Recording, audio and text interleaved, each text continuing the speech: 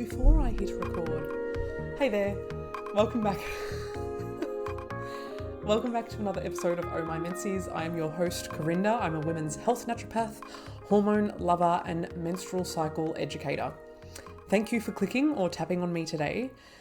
We are going to cover the name change of a little old syndrome that I've had beef with in the past, which you may or may not recall, and what this rebrand of PCOS means. Yeah, I'm just gonna give my off the cuff thoughts about it. And if you'd rather read, I also have a blog that I've just written explaining a bit more professionally, explaining the reasoning for the name change and how, regardless of the name change, as a naturopath, I'm still looking at the same things in terms of working with you as a whole person, in terms of not relying on a diagnostic label to determine and be the be-all and end-all as far as treatment goes.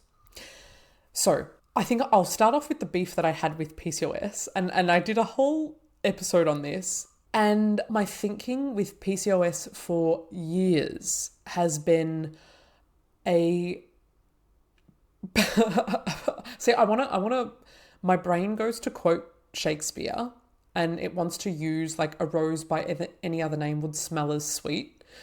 Is that even a Shakespeare quote? My God, fact check me on that. Yikes. And I was thinking like a condition by any other name would be as shit. It just kind of made it worse that polycystic ovarian syndrome was not a great name to begin with. Namely because of the phrase polycystic.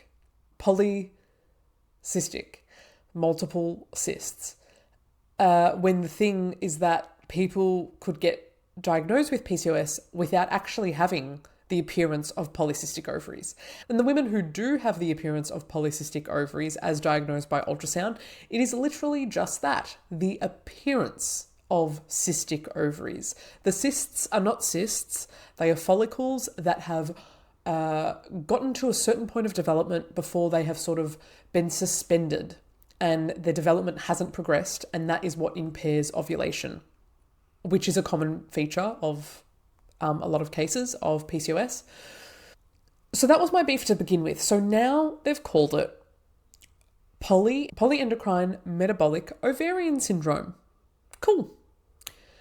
And look, I felt the internet was excited. The parts of the internet that I dabble in, lots of alternative, holistic, functional health practitioners, lots of and fabulous researchers in the women's health space, very excited about this name change. And I still feel split, but let me first, I'll share, why I think this is a good move. It's a good move because polycystic ovarian syndrome was always simplistic.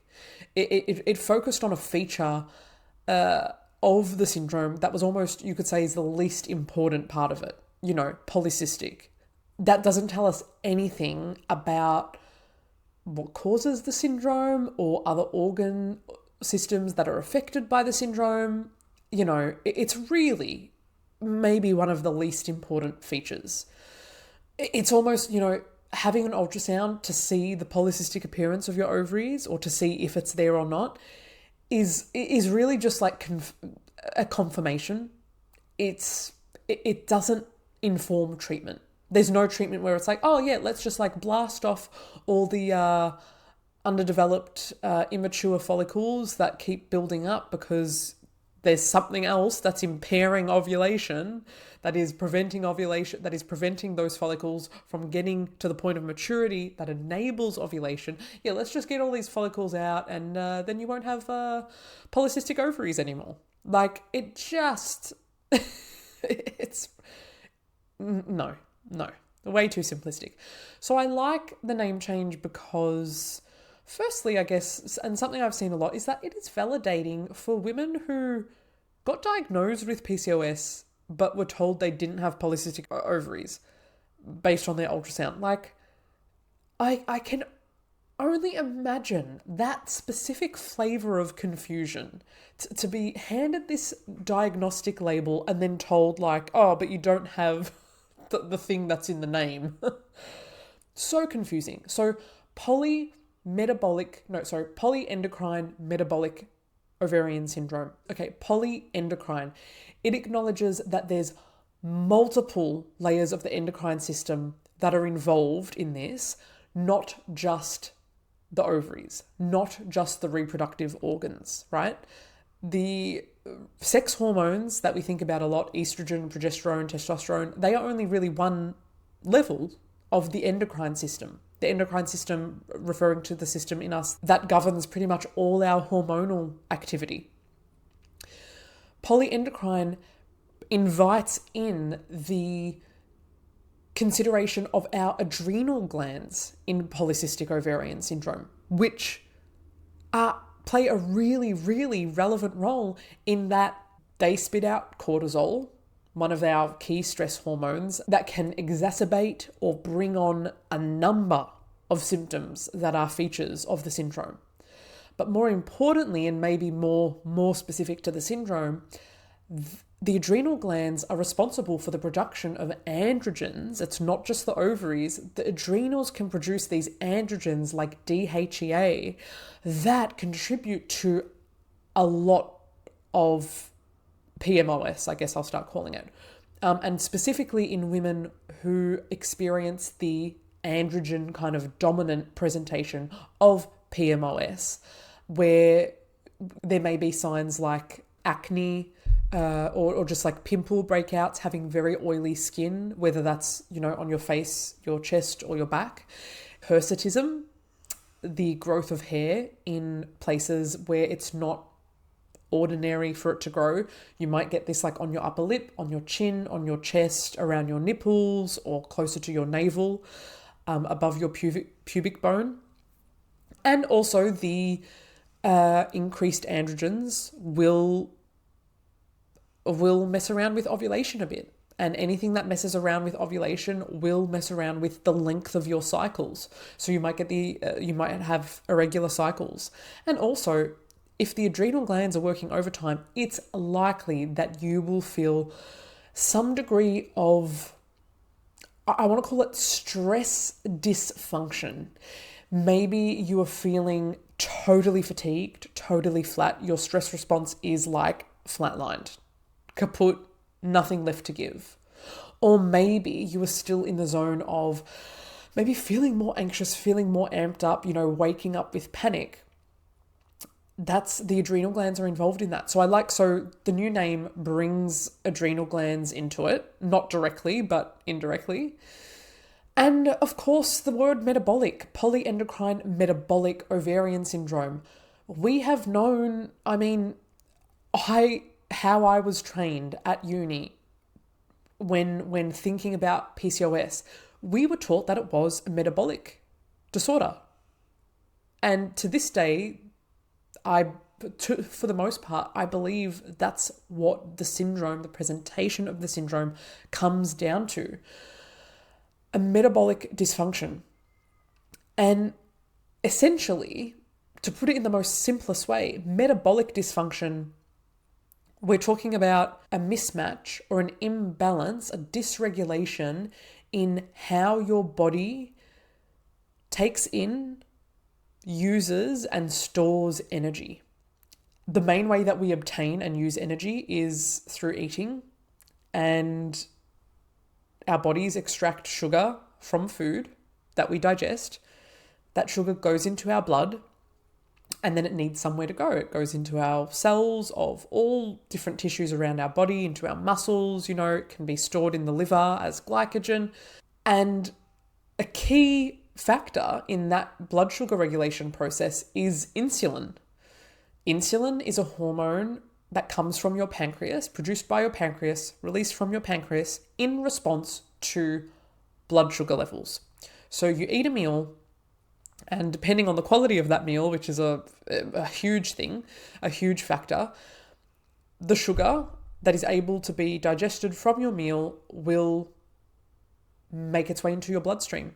And that can happen very quickly, that can happen very slowly. It all depends on the actual food that you're eating. And now we know it also depends on the time of day that you're eating, the state that you're eating in. all of these things affect blood sugar response.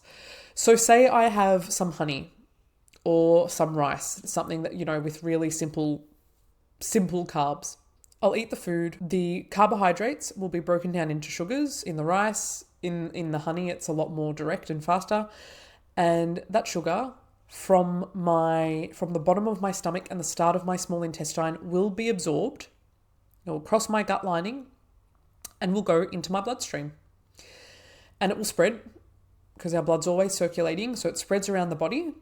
And we have so many different sensors and detectors for blood sugar.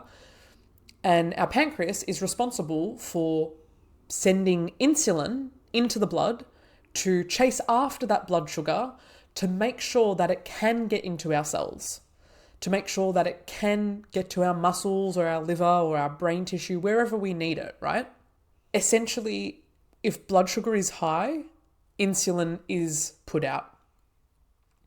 Now, what happens when we have spent a lot of time eating foods that maybe have been made up of refined carbohydrates, or we've had carbohydrates maybe in excessive amounts at most meals of our day, or maybe we snack a lot on sugary carbohydrate foods. And now I feel like I also need to clarify, carbohydrates.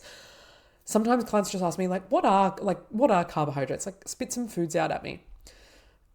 It's not just sugary things like candy. I feel like that's where people's brains go to, but we really need to broaden that. Carbohydrates are in anything that has wheat in it, or flour, or rice, or comes from a cereal grain, anything that's grain based, right? As well as anything that, of course, has sugar in it, whether that's added or whether it just naturally has it in it, has naturally occurring sugars, glucose, fructose, sucrose, so many, there's different kinds. Bread is a big one, okay? We can't ignore bread.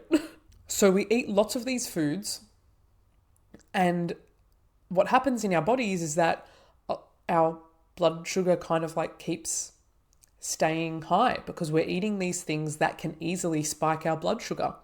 And so the pancreas is all right, well, let's put out more insulin. And the thing is, with that output of insulin over time, there's high insulin. And high insulin comes with all sorts of effects on different parts of the body and body tissue, and can present in a lot of different symptoms.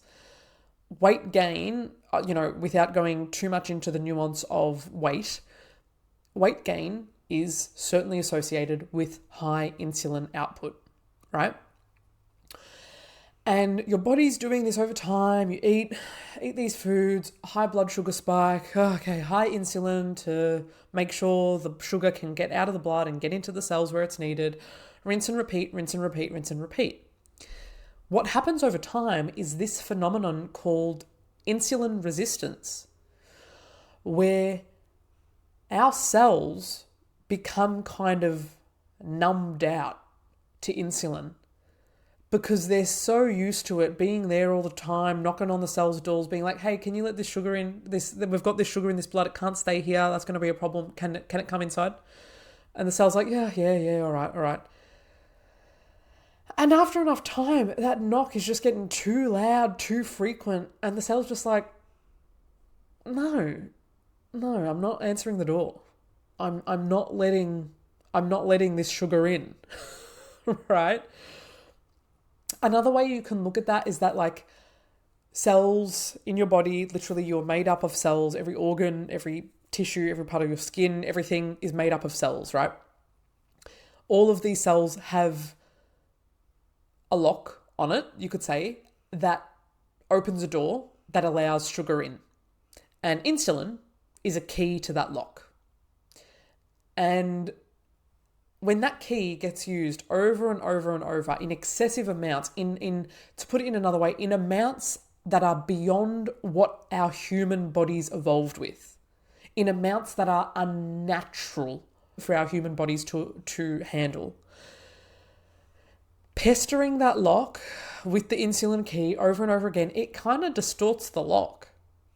So eventually that insulin key stops working, or starts working less effectively. So blood sugar stays higher for longer. That causes symptoms, let me tell you, ladies. And the pancreas keeps sending out insulin into the blood because it's like, oh, our blood sugar, the detectors are like, our blood sugar levels aren't going down. Well, shit, there mustn't be enough insulin. So spit out insulin. So insulin gets higher and higher and higher. And this insulin resistance and high insulin output can increase the level of androgens, which impair ovulation, can create a state of inflammation in your body, which can help the adrenal glands spit out more stress hormones, can create type 2 diabetes, which comes with its own set of everything that is not separate from PMOS, to be sure.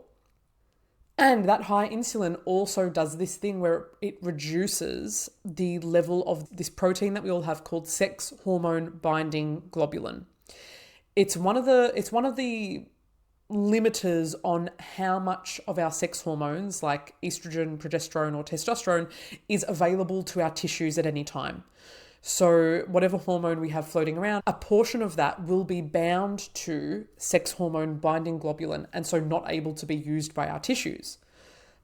The more insulin we have, the less production there is of sex hormone binding globulin, and that allows things like testosterone and other androgens to proliferate and to have greater action. And then we get all those hyperandrogenic symptoms and our cycles start to stuff up and we stop ovulating, you know?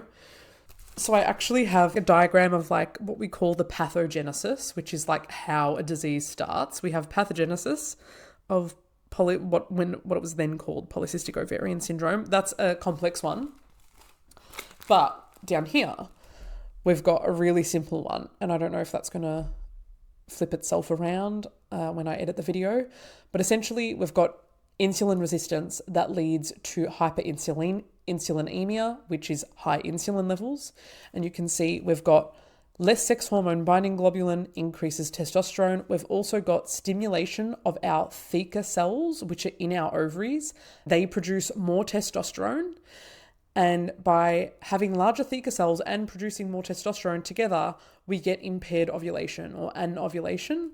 That reduces progesterone, and low progesterone on its own causes a huge array of symptoms because we need progesterone for whole body health. It can affect our thyroid, which will affect other aspects of our metabolism, our energy levels.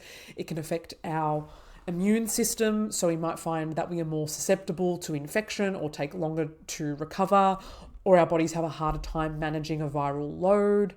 Progesterone also can help reduce inflammation and proliferation that is associated with excess estrogen. So you kind of have this picture where like testosterone and maybe estrogen, it's different in everyone, kind of runs the show.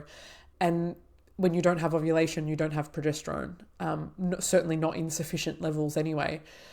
And these hormones are kind of just left to like run wild. So your insulin's up, your testosterone's up, your adrenal androgens like DHEA are up, and your other stress hormones might be up. And this is the syndrome.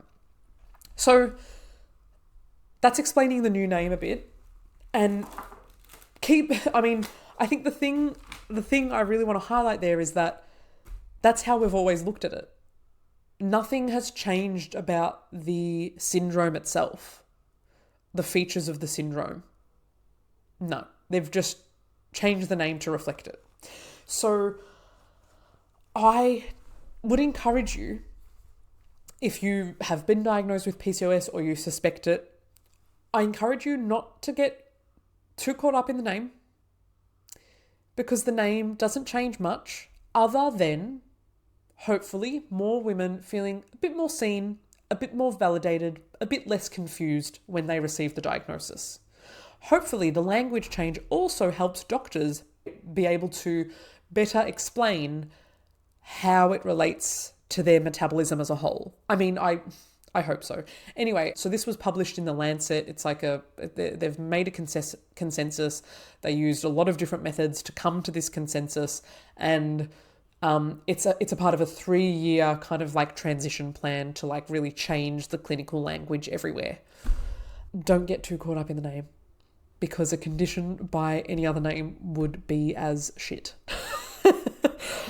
Okay, the really exciting news here.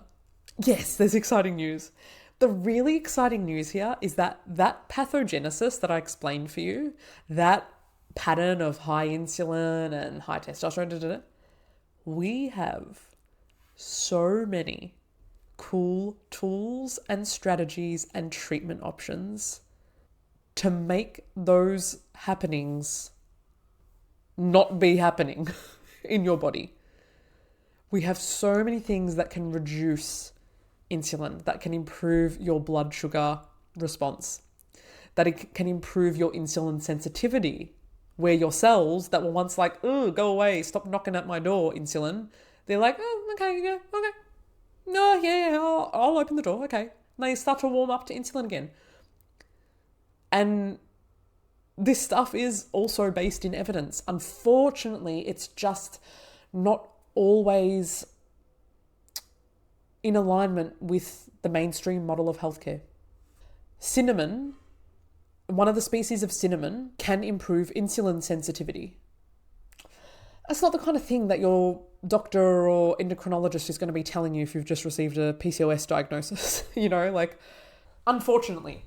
Simply changing the order of what you eat in a meal, like having some green, non-starchy vegetables first before having the carbohydrate part of your meal, like say if you're having a pasta, if you have, or even like mashed potatoes or something, or rice, stir fry, noodles, if you have like a little salad first with some apple cider vinegar, you will get a less intense blood sugar spike after eating those carbs, just because you had some veggies in front of it.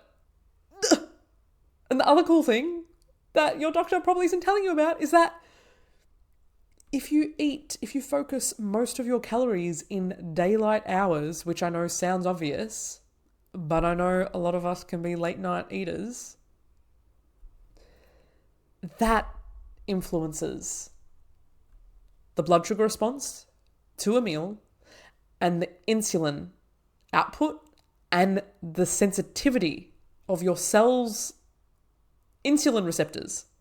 The time of day that you eat a meal can change the whole metabolic output, the whole metabolic process that happens after you eat. If you do 10 minutes of exercise, I shared this on Instagram recently and you guys loved it. If you do 10 minutes of exercise, or even I say start even simpler, especially if this is a problem for you and you don't have a current like solid routine of moving or exercising intentionally, you have your meal, you go for a walk around the block. Or you have your meal and you do 10 body weight squats. You have a meal and you do a couple of rounds of calf raises. That's on your toes, putting your heels up and down, up and down. Getting your muscles active after you have a meal tells your pancreas, is that how it works? Yeah, tells your pancreas, hey, don't stress too much about too much insulin. We're using this blood sugar, okay? Us muscles over here, we're using this blood sugar, okay? So don't send too much of it into the other cells, okay? We're using it. It's when we have high blood sugar spikes and our energy output is not using that blood sugar. Like if we've got a low energy output, but we're eating lots.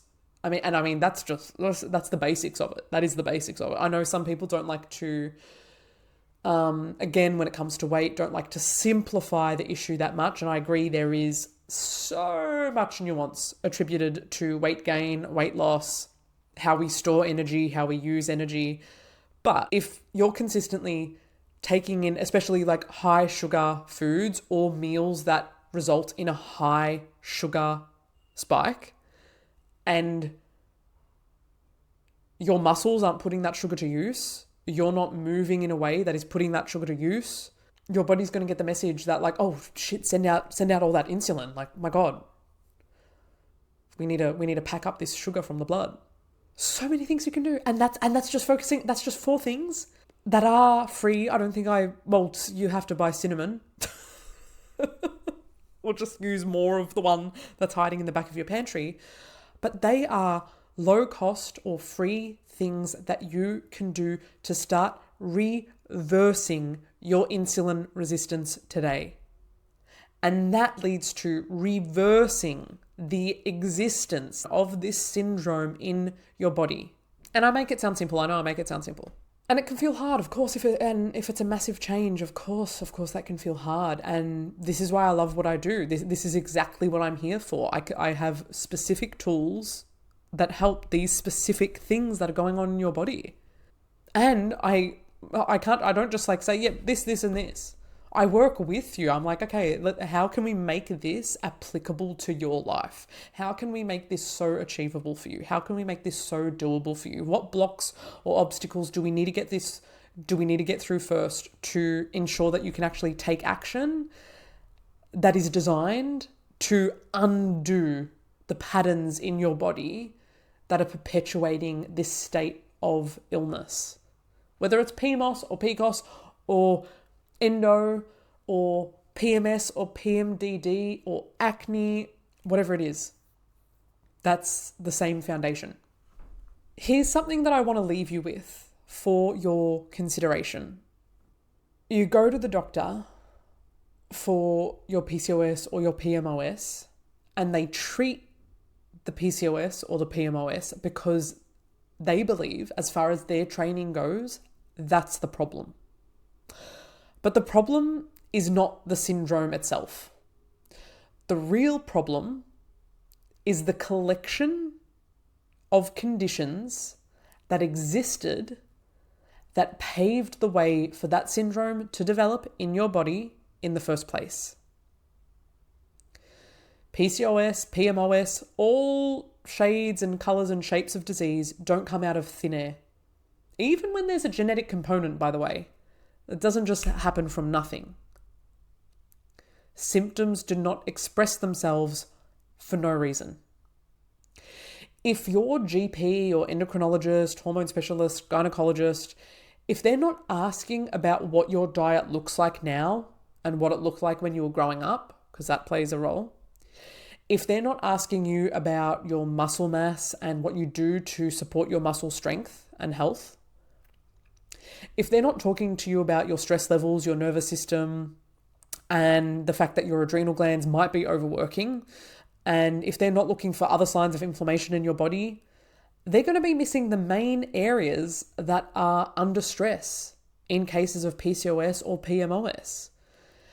And when you miss those areas, you totally skip the root drivers that are causing the symptoms, that are perpetuating the syndrome.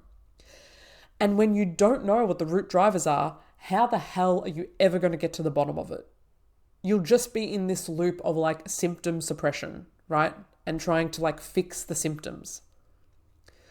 So when you go to the specialist that's treating your PCOS or PMOS, rather than treating you as a whole person, you are getting symptom suppression. You're not getting a root cause treatment, and you're probably not getting anything that's actually tailored to you or your specific presentation. You're getting a protocol that's based on you being like a textbook, that's based on the syndrome being the problem. The syndrome is just communicating something to you about a much bigger picture that's been going on for probably a long time. It didn't start yesterday, I can tell you that much. If you're ready to look at the actual picture of what's going on, what caused the syndrome in the first place, I invite you to book a free body story call with me. Whatever you're going through, tell me about it. Tell me what's going on in your life. Tell me about what your body's doing and how you're feeling in your body. And I'll help you decode what your symptoms are telling us about your body. I'll help you map out the story that your body is telling us through the symptoms that you have. Because it doesn't matter if it's PCOS or PMOS or something else. Your body is always telling us a story, and there is information and insight beneath the symptoms. You saw that beautiful diagram I showed you. If you're watching, shout out, watch on YouTube if you're not already. You saw that beautiful diagram. There's a pathway of how this stuff starts. We start from the symptom, we start from the outcome. How is it expressing itself in our body? And we follow it back. Well, what came before that symptom? Oh, well, your hormone levels started to change. And what changed the hormone levels? Well, your blood sugar regulation started to change. Oh, and what changed the blood sugar regulations? Well, your diet started to change and your stress levels started to change. Oh, and you also had this virus that caused a huge inflammation spike in your body that you never probably dealt with, and now your microbiome's changed. And I know it sounds overwhelming, but like, when you look at it that way, it connects everything together. So instead of having these like separate issues, like I need to fix this symptom and this symptom and this symptom and this symptom, we get to like 1 to 3 like kind of root causes and we work on those, and all the symptoms across all different body systems start to improve. And the people that I work with get to a point where their symptoms are either reduced and so much more manageable than they were when they first came to see me, or they kind of disappear. And a year or two down the track from working together, they forgot. Like it's actually funny sometimes how it's just so not their issue, especially with clients with like, say, PCOS and like a symptom like acne. And I might not see them for a year, and they'll book in and I'll be like, okay, I'll check in on their skin, see how their acne is going. And they'll just be like, oh, I asked them about it and they're like, oh, no, it's not even an issue anymore, when it's like the reason that they came to see me in the first place. So yeah, don't stress too much about the label. I know it feels like exciting now. It feels like a win for women, and in some ways it is, but as far as healthcare goes, we have a long way to go. And until you start seeing these symptoms and diagnostic labels differently, we're not going to get to the root of things.